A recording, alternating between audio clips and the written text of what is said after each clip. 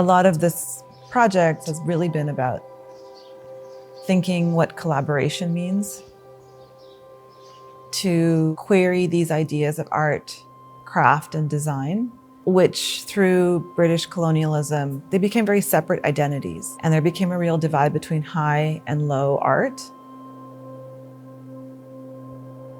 To query ideas around tradition, to query the idea of modernism, ancient skills, like what do these all mean when we're wanting to work with craftspeople?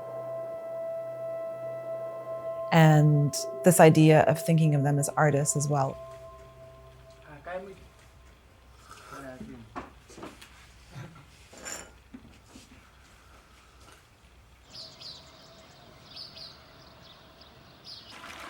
MobilePalace is really a larger gesture of that process of unifying these relationships.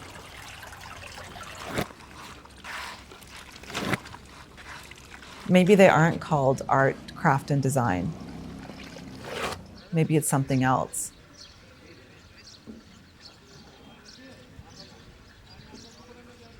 I'm really interested in the process of working with the woodblock carvers where they can carve an image.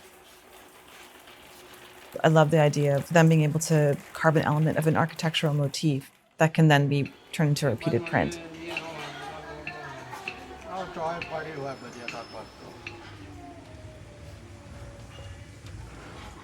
આ વારસાગત કામ છે નહીં. મારા પપ્પાને તો મકાનનું કામ કરતા હતા, એટલે પછી આમાં મને રસ જાગ્યો, તો પછી આ ઝીણું કામ કરવામાં શોખ લાગ્યો, એટલે પછી કરવા માંડ્યો.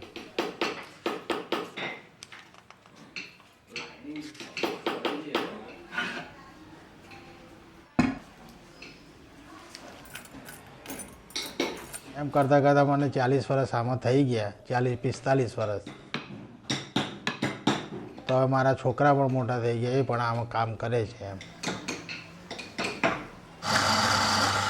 જે અજરખના બ્લોક છે એમાં ડિઝાઇન ઘણી ઝીણી ને બારીક છે, તો એમાં 8-10 દિવસ તો લાગી જ જાય છે અજરખ પ્રિન્ટમાં. જ્યારે સપનાબેનના બ્લોક હતા તો ખુલ્લા જોમેટ્રિકલ, અને એમના 1-2 દિવસમાં કામ પૂરું થઈ જતું હતું. There's a number of hands that are involved in these processes, and for me, the hand is the most integral part of the entire movement of this work.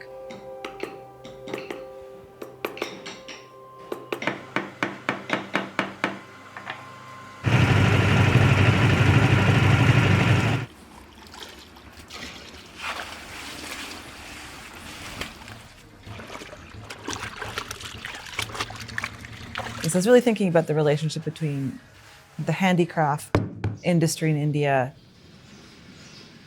and thinking about the hand in relation to drawing.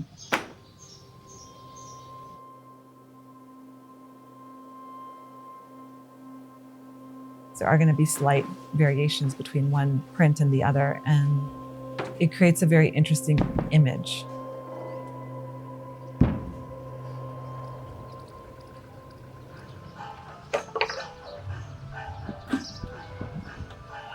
એ બંનેની મહેનતથી થયું છે.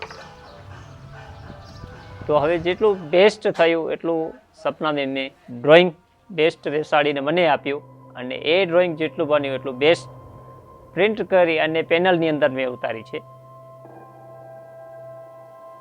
વોટ્સઅપથી પેનલ્સની design આવે, layout આવે.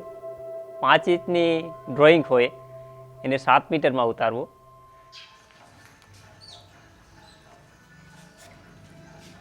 એ scale સમજવી અને layout બેસાડવું, એમાં space મેળવું, એ બધું મારા માટે આમ તો અઘરું જ હતું.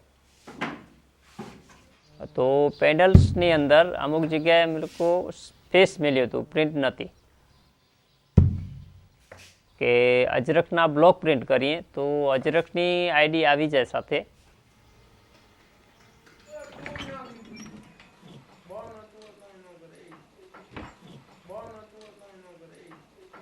The mirrors for me, with the reflections that are created, generates these sort of portals. The use of the mirror became really interesting for me in that relationship. Kasab is a collective of women embroiderers. They work a lot with mirrors, and they're working with tiny, tiny mirrors. જેમ કે હમણાં સપનાબેનનું ભરત આવ્યું હતું, જે અમે 6 હાથ બેનાઈ ભેગું થઈ અને એ કામ પૂરું કર્યું.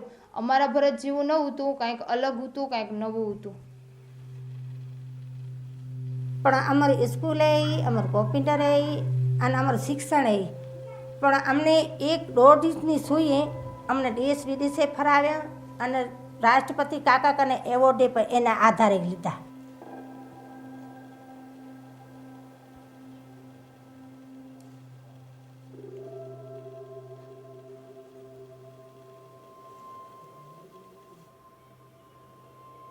The Atma House, or the Textile Mill Association building, it's a building that was developed as a headquarters for the mill owners. The Textile Mill Association represents this kind of moment of a move towards a national desire for independence from British rule. I've just taken the structure itself and I wanted to turn it into motifs.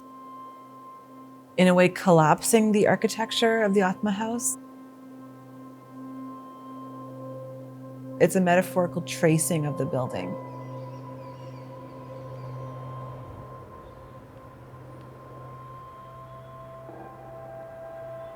Just thinking about a process of imbuing an ornament or a motif that can talk about a moment of national resistance, that can talk about cotton as a material of resistance and its own relationship to colonialism.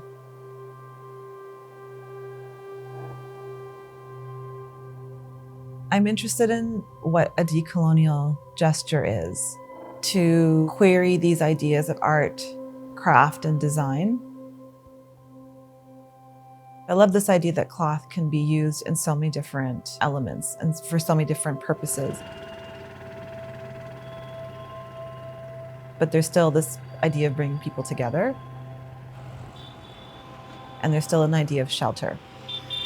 So I thought it could be amazing to just take a gigantic modernist concrete structure and turn that into its opposite self, which is a soft covering.